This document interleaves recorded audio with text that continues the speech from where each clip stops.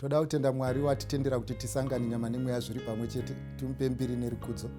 Nhasi turungosangana kuti tiisirane pachena zvinhu zviviri kana kuti zvitatu. Pane mibvunzo inogara iripo paplatform pedu yataona kuti izvo tinofanirwa kuiadresa. Saka mubvunzo wekutanga ndewekuti izvo kana vanhu vane mibvunzo vanofanirwa kuitumira papi. Saka tinokumbira kuti umwe nemumwe anenge ane mubvunzo umake sure kuti kusvikira musi weFriday unotumira panhamba dzauri kuona pascreen dzeWhatsApp oro paFacebook oro mapages ese ari kuapia pascreen.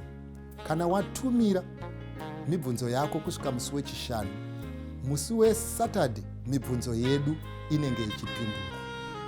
Uye chepiri chatinoda kuti tiisirane pachena ndechekuti tese tichiapia pachirongwa ichi, kana muchida kufolowa zvose zvinoenderana nechirongwa nemapresentations atinenge taita, munotifolowa paFacebook page yeBluffing sekuona kwamuchaita pascreen.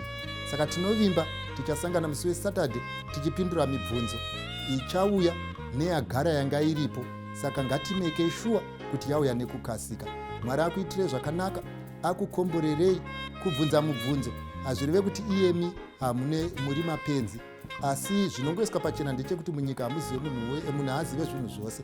Umwe anoziva izvo, umwe oziva izvo. Tikasanganisa nyaya dzedu tinoimba ishono tiitira nyasha. Mwari ngakuitire zvakanaka. Let's meet on Saturday.